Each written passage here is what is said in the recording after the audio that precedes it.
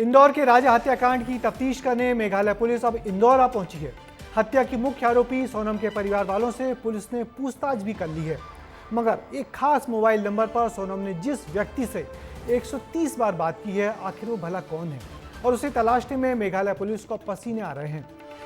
Case से जुड़े लोगों का दावा है कि इस नंबर के व्यक्ति के सामने आते ही प्रेम त्रिकोण का एक नया एंगल भी सामने आ जाएगा, जिसके बारे में मेघालय पुलिस की डीजीपी बहुत पहले ही इशारा कर चुकी हैं। ये रिपोर्ट देखिए।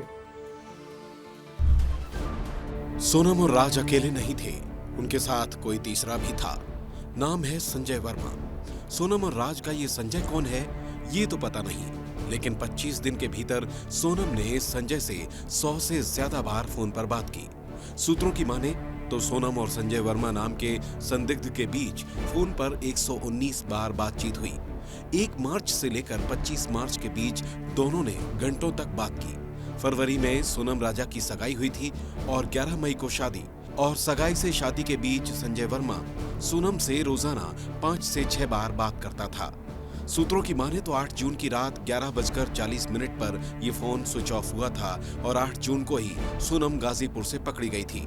सोनम गोरखपुर के रास्ते नेपाल जा रही थी, लेकिन वो बीच में ही गाजीपुर उतर गई। और ऐसा हो सकता है कि संजय वर्मा के कहने पर ही सोनम ने प्लान बदला हो और गाजीपुर उतरी है। अब इस मामले में दूसरा एंगल भी है कि राज ने ये सिम कार्ड फर्जी आईडी से लिया हो और सोनम ने ये सारे फोन कॉल राज को ही किए हैं। अब सच क्या है ये जांच के बाद ही पता चलेगा। बुधवार को मेघालय पुलिस की 3 सदस्यीय टीम इंदौर में थी। मेघालय पुलिस ने सोनम और राजा के घर वालों से पूछताछ की। पुलिस की टीम सोनम के भाई गोविंद रघुवंशी को उस गोदाम भी लेकर गई जिसके पास सोनम 14 दिनों तक इंदौर में ठहरी हुई थी। पुलिस के सवालों के बाद राजा और सोनम के परिवार वालों ने सहयोग की बात कही।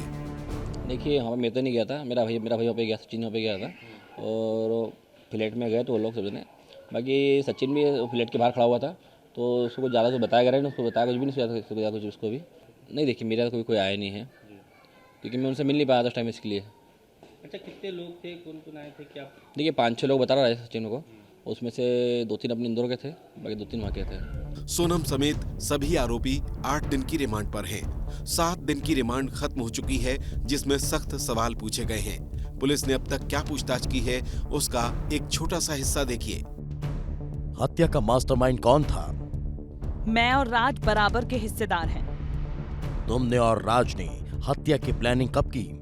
25 अप्रैल से 1 मई के बीच हम सबने ये प्लान बनाया था। राज और बाकी लोग गुवाहाटी तुम्हारे पहले गए थे या बाद में? राज गुवाहाटी नहीं आया, बाकी तीनों 19 मई को ही वहां पहुंच गए थे। राजा को गुवाहाटी में भी मारने का प्लान था? गुवाहाटी में ही मारना चाहते थे, लेकिन प्लान फेल हो गया। राजा को मारने की कितनी बार कोशिश की? 3 बार कोशिश की थी, लेकिन हर बार प्लान फेल हुआ। राजा को खाई के पास कैसे ले गई?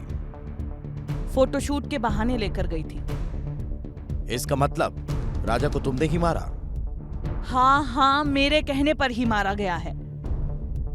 मेघालय पुलिस इस बात की पुष्टि कर चुकी है कि सोनम के कहने पर आरोपियों ने राजा रघुवंशी की हत्या की और अभी ये मामला थमने वाला नहीं है।